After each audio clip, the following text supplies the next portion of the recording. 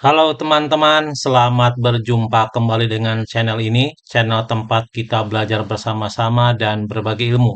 Di video kali ini kita akan membahas Varied Sample T-Test dengan menggunakan aplikasi JASP versi 0.98.1. Nah, untuk memudahkan pemahaman kita tentang Varied Sample T-Test pakai JASP, maka pembahasan kita akan disertai dengan contoh atau langsung kita praktekkan. Seperti biasa, layar kita dibagi dua, sebelah sini adalah panduannya, ini adalah prakteknya, sehingga kita akan langsung memudahkan kita untuk bisa memahaminya. Baca panduannya, langsung kita praktekkan. Oke, baiklah. Perhatikan tabel. Tabel ini menunjukkan desain penelitian yang berjudul Analisis Efektivitas Model Pembelajaran TGT terhadap peningkatan nilai IPS.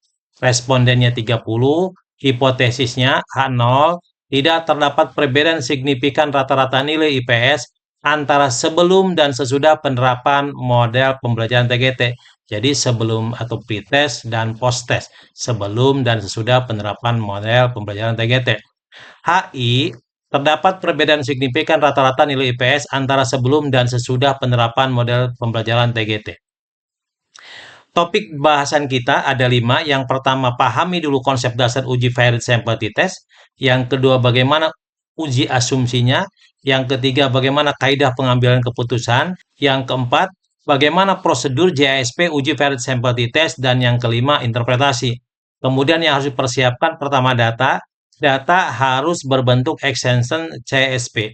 Kemudian tabel distribusi T. Kita lanjutkan. Pertama, konsep dasar uji varied sample t-test. Uji T sampel berpasangan digunakan untuk membandingkan rata-rata dua kelompok yang sama dalam perlakuan yang berbeda. Varied sample t-test bertujuan untuk mengetahui apakah terdapat perbedaan antara dua data yang berpasangan atau berasal dari subjek yang sama, misalkan membandingkan nilai pretest dan posttest seperti yang akan kita lakukan sekarang, atau sebelum dan sesudah perlakuan, sebelum dan sesudah pelatihan, dan lain sebagainya. Berikutnya adalah asumsi uji. Sebelum melakukan varied sample t-test, terdapat beberapa asumsi yang harus dipenuhi agar hasil analisis menjadi valid. Yang pertama, data berbentuk interval atau rasio. Ini skala pengukuran.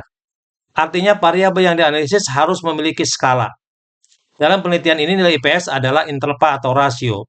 Yang kedua, data berpasangan varied data, yaitu data berasal dari subjek yang sama atau pasangan yang saling berhubungan. Contoh nilai pretest dan posttest siswa yang sama. Yang ketiga, selisih data berdistribusi normal. Pada varied sample t-test yang diuji normalitasnya bukan data pretest dan data posttest secara terpisah, melainkan selisih skor. Selisih itu adalah skor posttest dikurangi pretest. Uji normalitas menggunakan Shapiro-Wilk. Nah, uji ini dilaksanakan terintegrasi dalam aplikasi JASP pada saat kita melakukan uji varied sample t-test. Yang berikutnya, keempat, asumsinya adalah tidak terdapat outlier ekstrim pada selisih skor. Outlier ekstrim adalah nilai yang menyimpang secara ekstrim pada variabel dependen di masing-masing kelompok. Keberadaan outlier ekstrim dapat mempengaruhi nilai rata-rata atau mean, simpangan baku, dan hasil uji statistik, sehingga berpotensi menghasilkan kesimpulan yang kurang tepat. Pemeriksaan outlier ekstrim di JASP melalui box plot atau line cloud plot. Pada output box plot atau line cloud, simbol yang digunakan umumnya lingkaran untuk menunjukkan outlier dan tanda bintang untuk menunjukkan outlier ekstrim. Uji asumsi ini dilaksanakan terintegrasi juga dengan uji varied sample t-test. Berikutnya adalah kaidah pengambilan keputusan.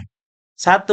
Uji normalitas. Uji normalitas itu jika nilai sig atau p-value lebih besar dari 0,05, maka data berdistribusi normal sehingga asumsi normalitas terpenuhi. Yang kedua, jika nilai sig atau p-value lebih kecil dari 0,05, maka data tidak berdistribusi normal sehingga asumsi normalitas tidak terpenuhi. Yang ketiga, outlier ekstrim. Jika tidak terdapat outlier ekstrim, yakni simbol lingkaran dan bintang, maka asumsi tidak adanya outlier ekstrim pada uji varied sample t-test terpenuhi sehingga analisis dapat dilanjutkan. Berikutnya, jika terdapat outlier ekstrim, peneliti perlu menelusuri penyebabnya. Apabila outlier berasal dari kesalahan input atau pengukuran, data dapat diperbaiki. Namun, jika outlier merupakan data yang benar secara empiris, keputusan untuk mempertahankan atau mengeluarkannya harus disertai dengan alasan metodologis yang kuat karena dapat mempengaruhi hasil analisis. Berikutnya, kaidah pengambilan keputusan uji variance sympathy test. Yang pertama dengan cara membandingkan T hitung dan T tabel. Jika T hitung lebih besar T tabel, maka H0 ditolak. Jika T hitung lebih kecil dari T tabel, maka H0 diterima. Kemudian yang kedua dengan cara membandingkan taraf signifikansi atau p-value dengan 0,05. Jika nilai signifikansi atau p-value lebih besar dari 0,05, maka H0 diterima, HI ditolak. Sebaliknya, jika nilai sig atau p-value itu lebih kecil dari 0,05, maka HO ditolak dan H1 HI diterima. Berikutnya, prosedur JASP uji variance sympathy test. Perhatikan data. Ini data, ini responden sebanyak 30 orang, ini nilai pretest, ini nilai post-test. Buka JASP-nya, kita buka JASP-nya ya.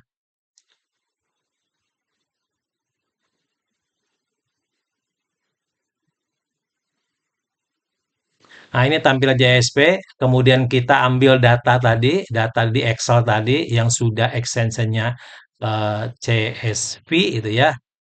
Buka, ambil data yang di Excel tadi yang sudah disimpan dalam bentuk extension CSV ya. Nah, ini perhatikan ya, ini titik CSV, ini extension CSV, langsung kita ambil saja. Oke, ini data sudah terimpor, kita pindah gitu ya. Kemudian ini skala pengukuran udah tepat, ini responden itu nominal. Kalau nilai pretest, nilai post-test itu harus skala pengukurannya berupa skala. Oke.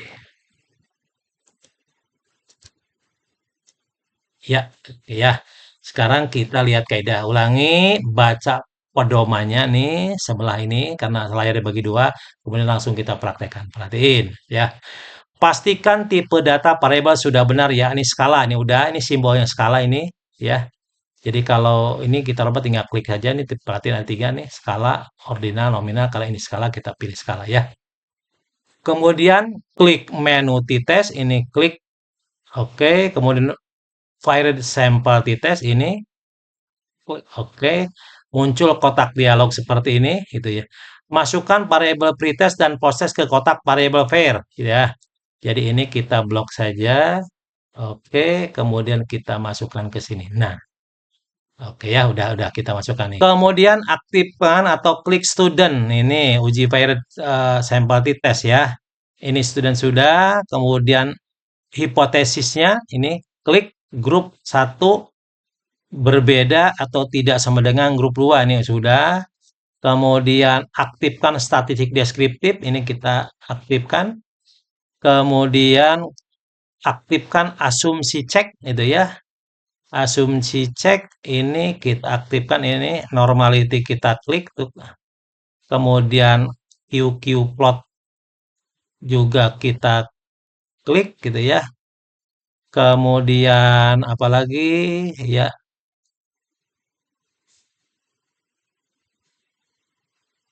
apalagi ini effect size kita klik juga gitu ya. Kemudian nah ini rain cloud plot itu uji outlier ekstrim, ini kita klik gitu ya. Oke, semuanya sudah oke. Kemudian kita masuk ke interpretasi. Kita perhatikan, kita ambil uji variance sympathy test. T hitung min 32,19. Mana kita lihat ini min 32,19 ya. Kemudian DF 29 ini dari mana 29? N min 1 ya. N-nya 30, 1 itu rumus. P-value 0,001 nih sudah itu ya. Kemudian Cohen atau Cohen ini ya. Min 5877 ini udah kelihatan. Kemudian oke, lanjutkan ya. Nilai T sama dengan min 32,19 menunjukkan adanya perbedaan rata-rata antara nilai pretest dan post-test ya. Tanda negatif hanya menunjukkan arah selisih karena konstruksinya memang pretest dulu. Jadi seolah-olah ini negatif, padahal harusnya positif ya kalau proses dulu ya. Tanda negatif hanya menunjukkan arah selisih karena JSP menghitung pretest post-test. Jika rata-rata post-test lebih tinggi daripada pre-test, maka selisihnya akan menjadi negatif. Jadi post-test lebih tinggi ya. Tanda negatif tidak mempengaruhi keputusan uji hipotesis. T-tabel, kita cari T-tabel nih maksudnya ya. T-tabel itu kita cari ya, DF-nya 29, kemudian tingkat kepercayaan 90% atau 0,05. Nah, kita cari di tabel distribusi T yang tadi kita bilang bahwa kita harus mempersiapkan nih selain data ada tabel distribusi T ya. Kita cari tabel distribusi T. Oke, ini ketemu ya. DK atau ini DK itu derajat kebebasan, DF itu degree of freedom sama baik itu juga gitu ya. 29 kita lihat ke bawah ini 29, kemudian kita tarik garis pendatar gitu ya. Kemudian tarik ke atas nih 0,05 ya. 0,05 sehingga ketemu angka 2 sebentar 2045. Jadi, T-tabel dengan DF 29, tingkat kepercayaan 95% atau 0,05 sebesar 2045. Sehingga T hitung 32,19 tadi nilai negatif jangan diperhitungkan. Ini nilai absolutnya saja. Lebih besar daripada T-tabel 2,045, maka H0 ditolak. Nih kembali kaidah. Karena kalau kita bicara interpretasi, maka kita perhatikan kaidah. Kaidah pengambilan keputusan. Mana nih? Oke ya. Oke, tolong perhatikan. Jika T hitung lebih besar T tabel, maka H0 ditolak. Oke. Kemudian nilai V atau V value atau nilai sig itu kurang dari 0,01. Nih yang ini nih ya. 0,01 berarti kurang atau lebih kecil dari 0,05 sehingga H0 ditolak, HI diterima. Kembali ke tadi ke kaidah, coba perhatiin. Jika nilai sig lebih kecil daripada 0,05 nih yang ini, maka H0 ditolak, HI diterima. HI diterima. Oke.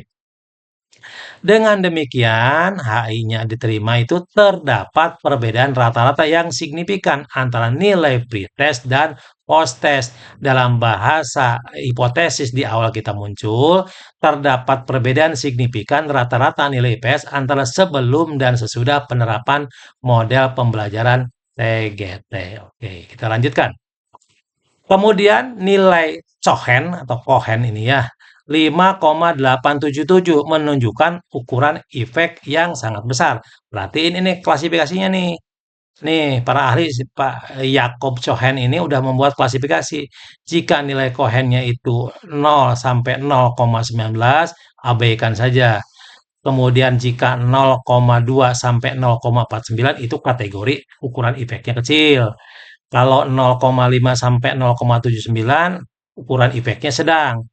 Kemudian jika lebih dari 0,80 atau lebih dari 0,80 maka efeknya besar. Nah, ini 5. Oh, jadi jelas jauh banget dari 0,80. Sehingga apa? Sehingga efeknya itu sangat besar. Efek dari perlakuan atau penerapan model pembelajaran TGT. Sekarang kita bicara asumsi, uji asumsi. Yang pertama normalitas. Berdasarkan uji normalitas Shapiro-Wilk, tolong perhatiin p-value-nya nih kita kecilkan. Oke ya, Shapiro-Wilk. Ini p-value-nya 0,261 itu ya, lebih besar dari 0,005. 0,5 nih. Jadi 0,261 lebih besar dari 0,05. Coba lihat kaidah gitu ya, kaidah. Kaidah. Jika nilai sig atau p-value lebih besar dari 0,05, maka data berdistribusi normal. Sehingga asumsi normalitas terpenuhi. Oke, itu normalitas. Kemudian, gitu ya. Ini juga didukung oleh hasil pemeriksaan QQ plot. Perhatikan QQ plot itu ya. Hampir seluruh titik berada di garis diagonal. Ini panduannya nih. Jadi kalau titik-titik itu ada di sekitar atau nempel di garis diagonal itu jelas normal distribusinya ya. Hanya ada sedikit penyimpangan di bagian ekor. Ini yang nyimpang dikit nih ya. Ini juga nyimpang. Namun masih berada dalam batas yang wajar. Artinya secara visual, jadi QQ plot itu pemeriksaan visual. Distribusi selisih skor juga mendekati distribusi normal. Yang berikutnya uji asumsi adalah uji outlier ekstrim, Rayne-Cloud plot. Nah ini ya. Nah ini. Tolong perhatiin. Simbolnya kan lingkaran sama bintang ini. Ada nggak kira-kira? Nggak ada kan? Nah, berdasarkan Rayne-Cloud plot, tidak nampak adanya titik, baik lingkaran maupun bintang yang berada di luar whisker box plot. Dengan demikian dapat disimpulkan tidak terdapat indikasi outlier maupun outlier ekstrim pada data pretest maupun post-test ya. Oke, sekian pembahasan kita uji virus sympathy test dengan menggunakan aplikasi JSP. Semoga bisa dipahami, semoga bermanfaat. Sampai ketemu dengan video-video selanjutnya. Dan jangan lupa like, share, komen, subscribe agar channel ini berkembang dan dapat menampilkan konten-konten bermanfaat. Wassalam.